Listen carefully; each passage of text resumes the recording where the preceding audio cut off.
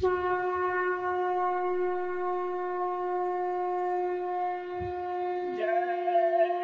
गुरुदेव। जय गुरुदेव।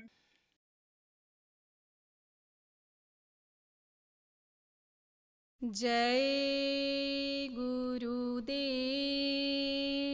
जय गुरुदेव।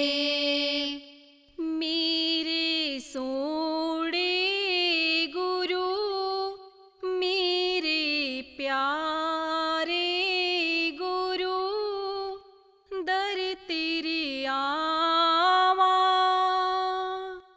मन करदा मैं वापस ना जावा।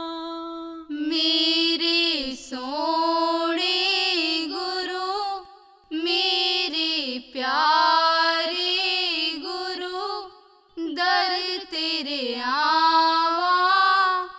मन करदा मैं वापस ना जावा।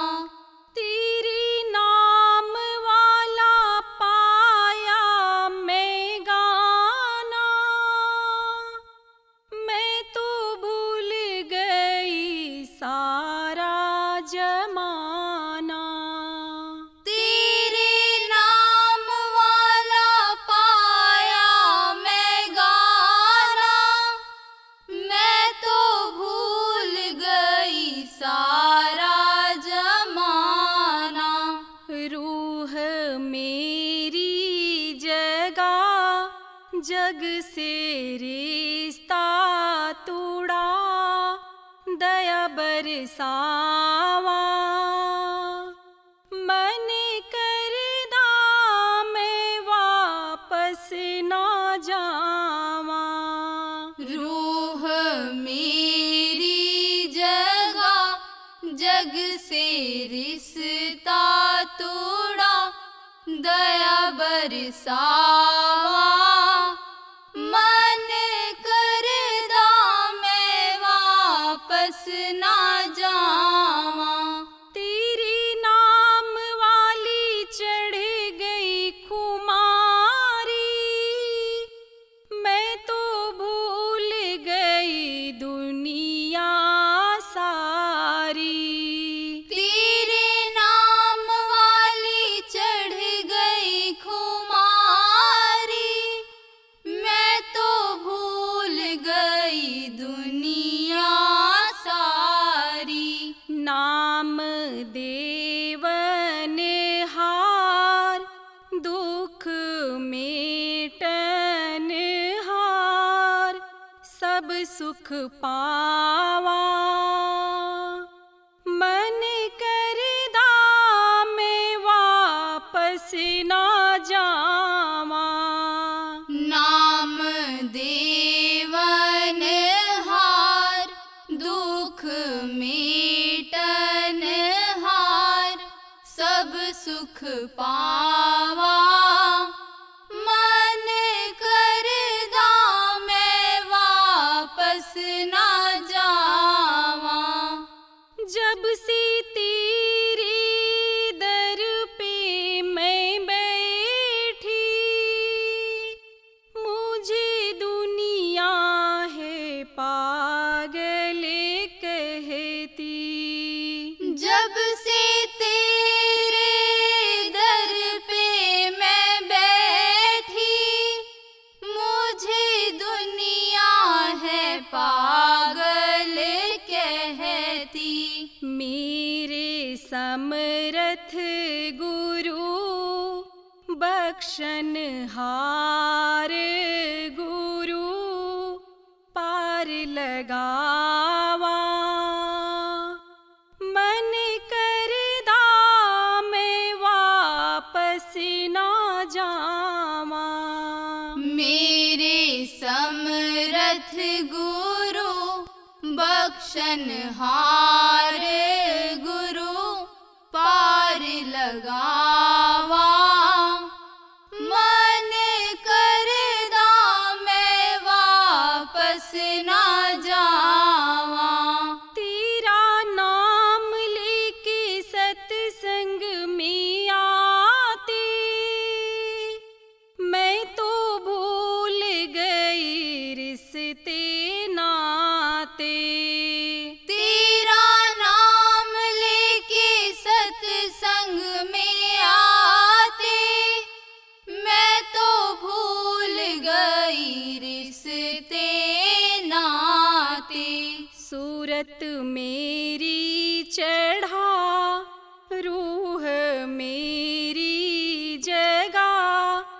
अमृत पिलावा। मन करदा मैं वापस ना जावा। सूरत मेरी चढ़ा रूह मेरी जगा अमृत पिलावा। मन करदा मैं वापस ना जावा। मेरे सोने गुरु मेरे प्यारे गुरु दर तेरे आवा। मन करदा मैं वापस ना जावा। मेरे सोने गुरु मेरे प्यारे गुरु दर तेरे आवा। मन करदा मैं वापस ना जावा। जय गुरुदेव। जय गुरुदेव।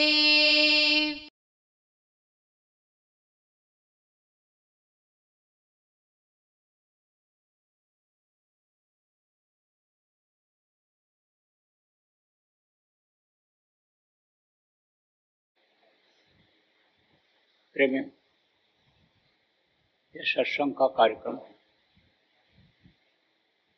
इसी तरह से सत्संग के कार्यक्रम संत जब से इस धरती पर आए, जीवों के उद्धार के लिए, जीवों की भलाई के लिए, सुख शांति दिलाने के लिए वो लोग भी आयोजित करते रहे। लेकिन सत्संग बहुत से तरह के लोग आते हैं और जो जिस भाव से आता है, जो जिस चीज की इच्छा लेकर के आता है, उसको वो चीज मिलती है। सत्संग को एक बाजार बताया गया। जैसे बाजार लोग लगाते हैं तो बाजार में हर तरह की चीजें मिलती हैं, खाने पीने, पहनने, ओढ़ने, बिछाने से लेकर गहना जेवर, जो शरीर को सजाता संवारता है, ये सारी चीजें बाजारों में मिलती हैं। ये बाजार अब तो जगह जगह बन गए। आबादी जब बढ़ी तो जगह जगह बाजार बन गए। पहले के समय में आबादी कम थी, राजतंत्र होता था, तो राजा लोग जगह जगह बाजार लगवाते थे और बाजार में लोग जाते थे, अपनी जरूरत की चीजें ले आते थे। कुछ दे आते थे, कुछ ले आते थे। जिसकी जैसी कीमत होती थी वो चीज वो दे आता था, जिसके पास जो रहता था वो दे आता था और अपने मतलब की जरूरत की चीज ले आया करता था। और बाजार में जब सब तरह की चीजें थी तो जैसे कहा आपको कि जो जचता था वो चीज आदमी ले आता था। तो एक थी बुढ़िया। बुढ़िया को किसी चीज की खोज थी कि जहां जहां बाजार लगाए, कभी 2-4-10 गांव के पास में लग जाए तो कभी बगल में लग जाए, तो बुढ़िया बाजार देखने जाती थी। खाने पीने का सामान, बाकी सामान तो उसके परिवार के लोग ले आते थे, लेकिन बुढ़िया जाती थी कुछ और चीज के तलाश में। तो बाजार को एक तरफ से देखती, न समझ में आता तो निकल जाती थी, चली आती थी। तो एक बहुत पैसे वाला राजा था, बहुत बड़ा राजा था, उसने बाजार लगवाया। तो जैसा मैंने आपको बताया, बाजार में हर तरह की चीज मिलती है। अब उसमें सोना चांदी हीरा मोती तक रखवा दिया। और ज़रूरत की चीज़ बर्तन खाना पीना सामान सब रखवा दिया, साग सब्जी फल फूल से लेकर के। तो जो जाए वो पैसा दे करके ले ले। और जो पैसा वाला नहीं था, राजा ने उसके लिए भी सुविधा दे रखी थी कि जरूरत की चीज अगर किसी को है तो वो उसको मुफ्त ले सकता है। तो गरीब अमीर सब उस बाजार में जाने लगे। उस समय बेईमानी नहीं थी, ईमानदारी थी। लोगों की सोच ये रहती थी कि हम दूसरे का न खाएं, अपना खिला दें। दूसरे को ठगते नहीं थे। दूसरे के ठगने से क्या होता है? दुख होता है। और खुद ठगे सुख होए, और जब खुद ठग जाता है तो सुख होता है। लेकिन सबको तो नहीं होता है। जिनको सत्संग मिलता रहता है, जानकारी रहती है, उनको होता है कि भाई हमारा लेना देना अदा हो गया, कर्जा हमारा खत्म हो गया। ये जो हम ठग गए वो समझ लो आसानी से ले गया, नहीं तो ये तो जाने जाना था। हमारे भाग्य का तो ये था नहीं, ये तो जाना ही था। तो शुक्र ये थी, कृपा उस मालिक की ये रही कि चाकू मार कर नहीं ले गया, लठ मार करके नहीं ले गया, आराम से चला गया। लेकिन ये चीज़ें तो सबके समझ में आती नहीं। तो उसमें बेईमानी ठगी नहीं थी, लोग ईमानदार होते थे। प्राण जाए पर वचन न जाए, झूठ नहीं बोलते थे। जबान दे दिया तो पूरी जिंदगी निभाते थे। तो जिसके पास पैसा रहता पैसा देकर लिया था, और नहीं रहता वो अपना एक सामान जो जरूरत होता था ले लिया करता था। बुढ़िया एक तरफ से बाजार देखते हुए चली गई, कोई सामान नहीं लिया। जब दरवाजे से गेट से बाहर निकलने लगी तो देखो कोई माल हो या कोई दफ्तर हो या कोई कारखाना हो, तो उसमें एक तरफ से प्रवेश होता है जो बड़े बड़े कारखाने होते हैं, बड़े बड़े प्रतिष्ठान होते हैं, और दूसरे तरफ से निकास होता है। दोनों तरफ सिपाही खड़े रहते हैं। जिधर से बाहर निकलना था वहाँ सिपाही खड़ा हुआ था। सिपाही ने कहा, तू खाली हाथ जा रही, अरे तू भी कुछ ले ले माई, ऐसे क्यों जा रही? तो कहा कि मैं क्या ले लूं, मेरे समझ में कुछ नहीं आ रहा है। अरे भाई तेरे पास, सिपाही ने कहा, रे तेरे पास पैसे नहीं हैं तो तू मुफ्त ले ले। मैं तो देख रहा हूँ सब कुछ न कुछ लेकर जा रहे हैं और तू खाली हाथ जा रही, तो तेरे मतलब की चीज क्या नहीं मिली? बुढ़िया ने सिर हिलाया, नहीं मिली। तो तू क्या चाहती है? तो कहा, तो आप देना चाहते हो? बोले हाँ। मैं क्या दूंगा, वो तो बाजार लगाने वाले ने ये हुक्म दिया है कि कोई खाली न जाए, वो देगा आपको। अगर इसमें नहीं है तो वो देगा, मंगा के देगा। तब कहा कि ये बताओ बाजार लगवाया किसने? ये किसने लगवाया बाजार? सिपाही ने कहा, राजा साहब। कहाँ है राजा साहब? अरे राजा साहब तो यही हैं। तो राजा साहब से हमको मिलवाओ, ले चलो उनके सामने। अब बुढ़िया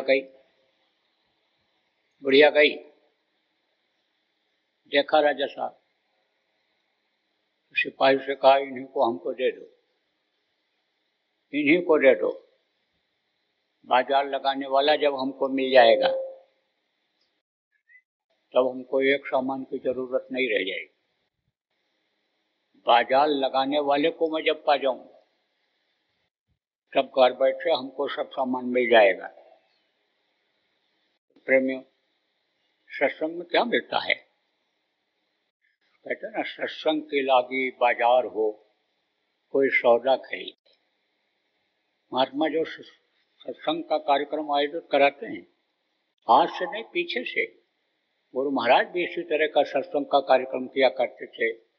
इसी कार्य का कार्यक्रम प्रेमी रखते थे। तो उसमें हर चीज मिलती है, सत्संग की लागी बाजार हो, कोई सौदा खरीदे। अब जिसको जिस तरह के सौदा की जरूरत होती है उस तरह का सौदा यहाँ मिल जाता है। जिसके जैसे भाव होते हैं उसको वो चीज मिल जाती है। देखो कहा गया, तीर्थ गए 4 जना, अचित चंचल मन चोर, और एको कर्म काटे नहीं, लाज लिए 10 और। महात्माओं ने ही नियम बनाया कि कर्म को काटो, पैदल चलो।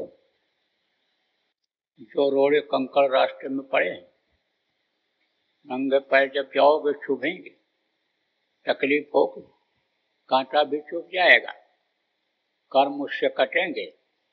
नदियों में स्नान करोगे, शरीर को स्वस्थ रहने की ताकत मिलेगी। महात्माओं के पास वहां बैठ करके जब सुनोगे, हर तरह की चीजों को समझोगे, जानोगे, और घर में जब आओगे और उसी तरह का व्यवहार करोगे, तब इस गृहस्थ आश्रम में सुखी रहोगे। यह नियम किसने बनाया था? महात्माओं ने ही बनाया था। तब आज की तरह से चित्त में चंचलता नहीं थी, आज की तरह से नियत लोगों की खराब नहीं थी, आज की तरह से ऐसा नहीं था कि कोई जूता पहन करके, चप्पल पहन करके मंदिर में चला जाए तो बार बार उसको जूता चप्पल पीछे नहीं देखना पड़ता था। आज तो देखते रहते हैं कि 1000 रुपये का जूता है, 2000 रुपये की चप्पल है, कोई पहन करके न ले करके चला जाए, ये तो था नहीं। अब आजकल की तरह से यह नियत नहीं रहती है कि इनकी बीवी बहुत अनी समझो कि अच्छी है, सुंदर है, सुशील है, अच्छे व्यवहार वाली है, ये लड़की ऐसी है, ये लड़का ऐसा है। ये चीज़ें नहीं थी, ये गंदी आदतें नहीं थी। अब ये गंदी आदत जब से आई, चित्त चंचल हो गया और मन चोर हो गया, तो कर्म एक भी नहीं करते हैं। और कर्म जब एक नहीं करते हैं तो 10 और लाद लेते हैं और कर्म खराब हो जाते हैं। तो कहा कि प्रेम उससे नहीं पैदा होता है, किससे? जिसको पाना होता है, जिस चीज को लेना होता है, पाना होता है। प्रेम ही तो किसी ने पैदा किया कि जाओ जगन्नाथ जी का दर्शन कर आओ, बद्रीनाथ का दर्शन कर आओ, चले जाओ रामलला का दर्शन कर आओ, चले जाओ कृष्ण भगवान का दर्शन कर आओ। उनके प्रति प्रेम पैदा किया। अब प्रेम उधर से हट गया और प्रेम किधर हो गया? इधर हो गया, गंदगी की तरफ हो गया, धन से हो गया, मान सम्मान की तरफ प्रेम चला गया, आदमी औरत की तरफ, लड़के लड़की की तरफ प्रेम चला गया। तो कहाँ से वो सौदा मिलेगा जो सौदा लेने के लिए गए थे? तो कहा ना, प्रेम न बाड़ी उपजे, प्रेम न हाथ बिकाए, और राजा प्रजा जो जस जचे, शीश दे ले जाए। अहंकार नहीं खत्म होता है। अहंकार किसको कहते हैं? शीश किसको कहते हैं? अहंकार को कहते हैं। और संत मत में अहंकार मतलब शीश, और शीश माने अहंकार। शीश दिए जो आप एक कहाकुर मिले तो भी सस्ता जान, ऐसे गुरु सदगुरु मिल जाए कि अहंकार को वो ले लें। क्योंकि अहंकार एक ऐसी चीज है कि कराया सब गया। जब आया अहंकार, धन का अहंकार, बल का अहंकार, रूप रंग का अपने अहंकार हो जाता है। 4 आदमी तारीफ करने लगे, 4 आदमी उसको देखने लगे पर्सनालिटी को, तो और फूल जाता है, अहंकार हो जाता है। 4 आदमी तारीफ करने लगे रुपया पैसा की, कुर्सी की, वो अच्छे वहदे पर हैं, देखो ये इनका बड़ा जलवा है, बड़ा इनकी जो है महिमा गरिमा है, तो अहंकार आ जाता है। तो ये जो सत्संग का बाजार लगा है, इस सत्संग बाजार में असल में प्रेम पैदा करने की जरूरत है। किससे प्रेम पैदा करने की जरूरत है? उससे जिसने दुनिया को बनाया है। अब इस दुनिया को कौन बनाया? इस दुनिया को बनाया जिनको काल भगवान कहा गया, किसी ने ईश्वर कहा, किसी ने त्रिलोकीनाथ कहा, क्योंकि ये 3 लोकों के मालिक हैं। 3 लोग कौन हैं? ये मृत्यु लोग, जहाँ पर आदमी आता है खाता है, घूमता है, कर्म करता है, शरीर का बाहरी अन्य क्रियाओं को करता है और खा पी करके अन्य चला जाता है। यह मृत्युलोक है। इसके ऊपर अंडलोक है। अंडलोक में कौन रहते हैं? देवी देवता रहते हैं। आप समझो, ये जो अन्य 70 तत्वों के लिंग शरीर वाले रहते हैं, इसके ऊपर ब्रह्मांड लोक है। इसी को सरल भाषा में मृत्युलोक, स्वर्गलोक और वैकुंठ लोक बताया गया, इसको कहा गया है तो ये कही, लेकिन नाम अलग अलग लोगों ने रख दिया। तो इन सबको बनाने वाले जो हैं, इनमें जितने भी जीव हैं, सबके जो मालिक हैं वो कौन है? त्रिलोकीनाथ, 3 लोक के मालिक। तो उनको अगर पाना, उनको अगर खुश करना है, तब तो उपाय करना पड़ेगा। अब उपाय तो लोग बहुत करते हैं, लेकिन छूट न अधिक अनुयायी। कोशिश बहुत करते हैं गृहस्थी को सेट करने की, लेकिन गृहस्थी सेट होती है, गृहस्थी नहीं सेट हो पाती है और जिंदगी इसी में निकल जाती है। कुछ लोग खुश करने की कोशिश करते हैं, सिद्धि प्राप्त करने की कोशिश करते हैं, किसको प्राप्त करने की, किसकी शक्ति प्राप्त करने की कोशिश करते हैं? देवी और देवताओं, और जिंदगी भर लगे रहते हैं।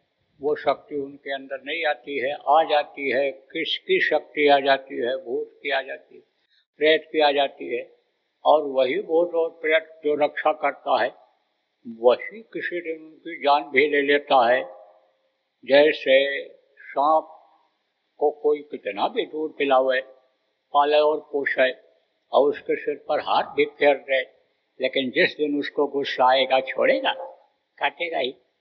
शेर को कितना भी प्यार कोई करे, लेकिन जब उसको गुस्सा आ जाएगा तो पंजा मारेगा ही, हाथ को पकड़ ही लेगा दांत से। ऐसे ही करते तो अच्छे के लिए, लेकिन बुरा हो जाता है। कारण क्या है? कारण यही है, तरीका नहीं मालूम। लेकिन जब सत्संग मिलता है तो त्रिलोकीनाथ को खुश करने का, और त्रिलोकीनाथ के अंडर में, त्रिलोकीनाथ के कहने में, त्रिलोकीनाथ के पावर में ये जो देवी देवता, ये जो ब्रह्मा विष्णु महेश हैं, ये सब अन्य संदेहों की मदद करने लग जाते हैं। लेकिन जब जानकारी हो जाए तो इसकी जानकारी कहाँ होती है? इसकी जानकारी सत्संग में होती है। अब इससे भी बड़ी चीज और इनसे भी बड़े कोई हैं, जिनको सबका सृजनहार कहा गया, सबके मालिक हैं जो, वो अगर मिल जाए, सबके सृजनहार मिल जाए, अगर सबके मालिक मिल जाए, तो फिर कोई चीज की कमी नहीं रह जाएगी। फिर तो दीन भी बन जाएगा, दुनिया भी बन जाएगी। दुनिया किसको कहते हैं? जहाँ पर आप रहते हो, खाते पीते हो, सोते हो, आराम करते हो, ये दुनिया है। दुनिया में कोई चीज की कमी न रह जाए, जरूरत भर का खाने को मिल जाए, तन ढकने के लिए कपड़ा मिल जाए, घर मिल जाए, मकान मिल जाए, और आप ये समझो मान प्रतिष्ठा मिल जाए, इज्जत मिल जाए।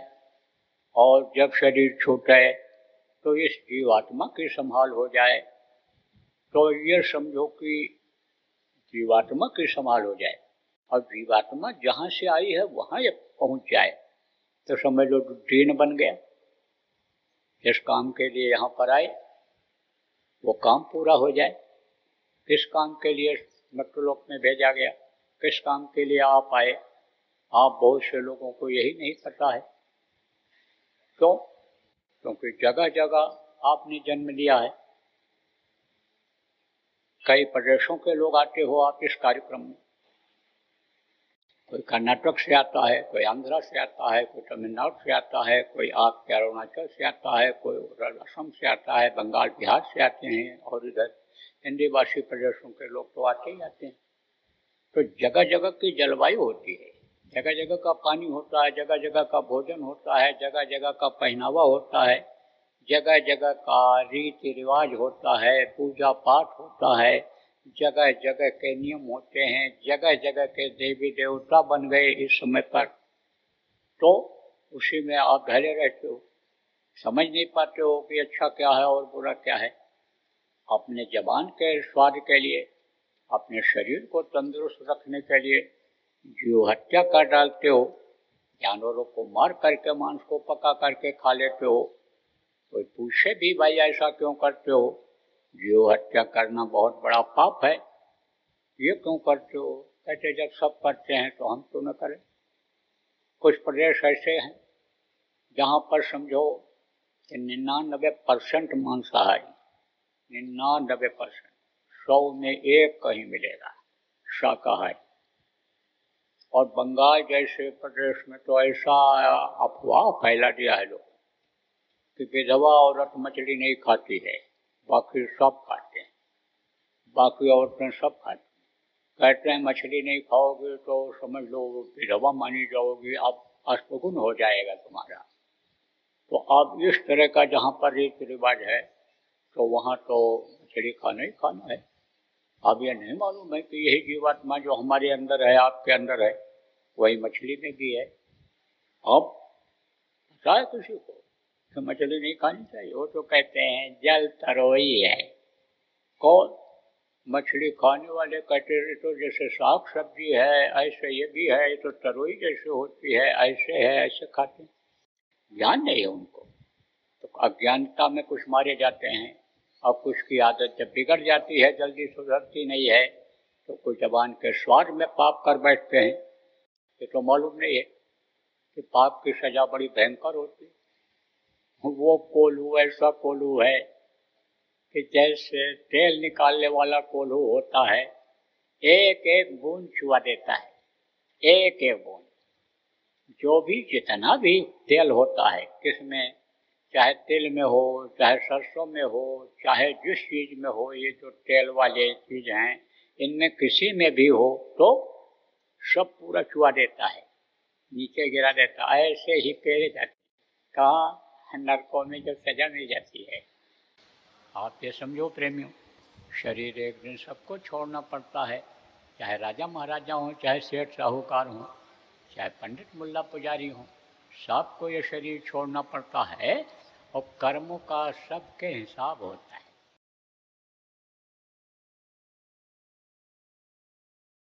लक्षण सब दिखाई पड़ रहे हैं। ये देखो गर्मी बढ़ती चली जा रही, तापक्रम बढ़ता चला जा रहा है, अब पानी बरसेगा, ओला पत्थर गिरेगा, अतिवृष्टि होगी, ये सब लक्षण हैं। यह समझो ऐसे भी छोड़ो, अगर आप देखो लक्षण के हिसाब से देखो, इसको वैज्ञानिक लोग शोध करके अब समझो के बताने लगेंगे तो खराब समय आ रहा है चारों तरफ से। लेकिन अब बचना भी है, बचाना भी है, बचना भी है और बचाना भी है। और देखो प्रहलाद का क्यों नाम है, प्रहलाद का नाम जो नहीं भी जानते थे वो भी लोग जान गए। छोटे बच्चे जो अभी पढ़ते हैं 4-5 दर्जे में स्कूल में, और प्रहलाद का नाम नहीं जानते थे वो भी जान गए। उनको जब घर वालों ने ही बताया कि प्रहलाद बच गए थे और होलिका जल गई थी, अत्याचार का अंत हो गया था और जो है हरिभक्त की रक्षा हो गई थी, न्याय की जीत हो गई, सत्य की जीत हो गई थी, तो प्रहलाद का नाम वो भी जान गए। अब यह समझो प्रहलाद में अगर शक्ति न होती तो कैसे बचते? कैसी शक्ति? भक्ति की ही शक्ति सही, लेकिन कुछ शक्ति तो थी बचने की, तब तो जान बच गई। और नहीं तो होलिका जला डालती, इनको खुद निकल जाती है, जल जाते। ऐसे बचने की भी जरूरत है और बचाने की भी जरूरत है। जय गुरुदेव। सरकारी व गैर सरकारी अनुदान के लिए बिना सत्संगियों के सहयोग द्वारा जनहित के कार्यों में लगी हुई बाबा जय गुरुदेव धर्म विकास संस्था का मुख्यालय पिंगलेश्वर रेलवे स्टेशन के सामने मक्सी रोड, उज्जैन, मध्य प्रदेश में है। यहाँ पर सत्संग व नामदान का कार्यक्रम होता रहता है। अतः आप श्रोताओं से अनुरोध है कि बाबा उमाकांत जी महाराज के आश्रम उज्जैन एक बार परिवार सहित जरूर पधारिएगा। आपके सुझाव के लिए व्हाट्सएप नंबर 9575600700। जय गुरुदेव।